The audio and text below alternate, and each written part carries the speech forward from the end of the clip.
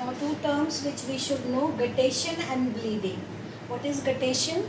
Oozing of water in the form of water droplets from the margin of leaves. Okay. Sometimes what happens, this guttation normally takes place when outside humidity is more. Okay. Enough water is there, transpiration cannot take place, but absorption is also more. So what happens in that case, the water comes out from the margin of the leaves. This special structure called hydrathodes. Okay, these hydrathodes are not present in all the leaves, but many leaves it contains. Okay, contains it. So what happens? Oozing of cell sap from the margin of the leaves in the form of water droplet.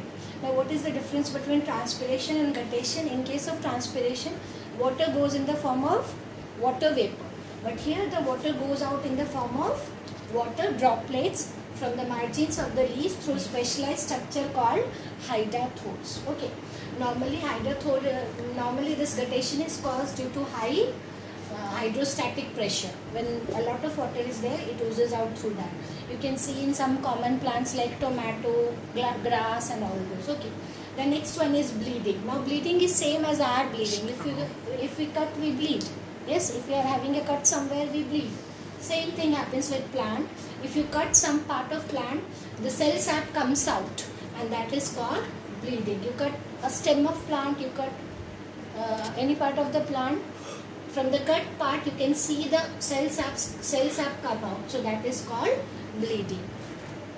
Guttation and bleeding, most of the time they ask as distinguish between. Okay, either they will ask like from where it comes. So it is hydrathodes, it is cut part, how it happens.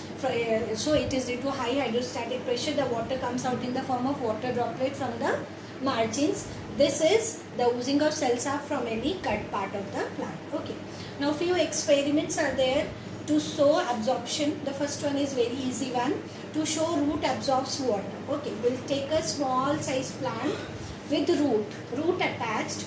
We'll take it in a test tube. We can take if it is a very small plant or little bigger something. There what we'll do, we'll put some oil at the top of the water. We'll put this plant with root in water, and above that water level we will put oil. For what? This oil, it will stop evaporation.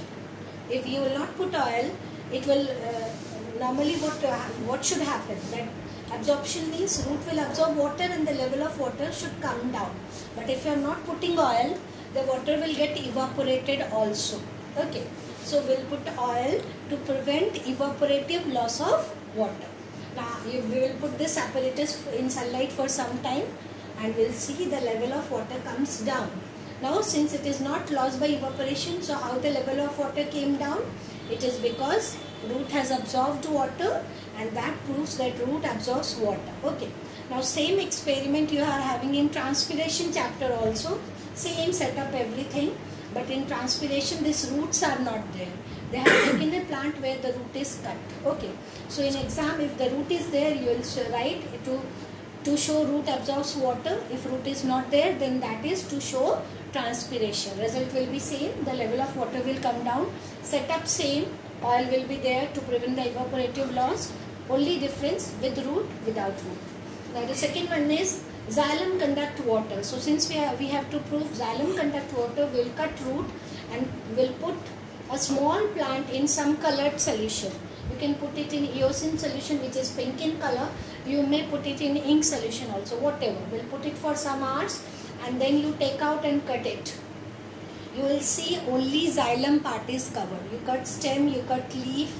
You will see only the part of stem and leaf where the xylem is present, that will be colored. That shows that water travels through xylem. Now this is something important. This is a dual experiment. It proves water is conducted by xylem and food by phloem. So in a normal plant, what happens? The bark, the outside cover is phloem and the inside wood is xylem. We should know that. The outside covering, the outside bark is phloem and the inside wood, that is xylem. So first we need to see water is conducted by xylem. So what we'll do? We'll cut a ring of phloem here. Okay. If I just show you in a big plant, we have got a big tree. this is the wood, okay, this part is the wood and this is the bark. So we remove a bark, a ring of bark, okay. If very big trees are there, people want to remove those trees, what they do, they remove a ring of phloem. And the upper part do not get food and the lower part do not get food and the tree dies by itself, okay. So this removing the ring of phloem, this is called ringing, okay. This experiment is called ringing experiment because we remove a ring of phloem, okay. And removing the ring of phloem is called girdling. So this is called ringing experiment because we are removing a ring of phloem. So we remove a ring of phloem, and the removing the ring of phloem, that process is called girdling, okay. So in this, here what we'll do, we will remove a ring of phloem here, okay. We'll remove a part of phloem. So what we'll see after some time, we'll see that the leaves are still turgid. Leaves are still turgid. The reason is xylem is intact. So they are getting water. So they are still turgid, and you will see above the place where we have removed the ring, you will see a little swelling. Why this little swelling is there? Because we have removed the phloem. So food reaches up to here, but it do not get to the lower part, okay. Now we can do the other way. So this simple experiment proves that xylem conducts water. Because xylem is conducting water, leaves are still turgid. And since we have removed phloem, so food gets stored here. We can see it as a bulge here, okay. Now we do it the other way. We remove xylem. We have to remove it in a very, carefully. We'll remove xylem in between, okay. And now we'll see the same plant. We'll see after some time the leaves will droop. Why the leaves will droop? Because we have removed xylem, and because xylem, the water is not reaching to the top part, the leaves droop, okay. So this simple experiment, it proves that xylem conducts water and phloem conducts food. It is called ringing experiment because we remove a ring of phloem. Removing ring of phloem is called girdling, okay. Now the last part, we know that root pressure is enough for pulling tree water to higher point in small size plant, okay. But together with root pressure, some other forces also act. So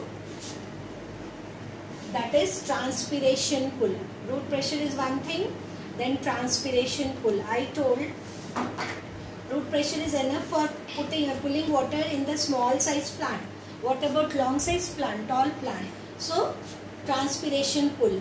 Transpiration pull, we know it's something like we are taking water from a straw, okay. So xylem is like a straw. When you suck water, when you suck here, what you do? You take the air in your mouth, you decrease air pressure, and the liquid goes in your mouth. So same thing happens here. Your xylem is just like a pipe. When transpiration takes place, the air pressure inside the xylem decreases and it pulls more water. So that is called transpiration pull. Transpiration pull is the pull which is developed by transpiration, and this transpiration pull is enough for pulling water to the highest level. So root pressure, transpiration pull, and one more thing is there, cohesion and adhesion. Cohesion and adhesion are the property of water molecule. Adhesion means we say na adhesive tape. What it is doing? It is sticking to different things. So water molecule, they are having property of sticking to each other as well as sticking to something else. So when one water molecule, like I told you about transpiration pull. So transpiration takes place. So the first water molecule is pulled above. So the first water molecule, it also pulls the second, third, fourth, because all the water molecules are connected together, stick together because of cohesion. The property of molecule to stick to each other, that is called cohesion.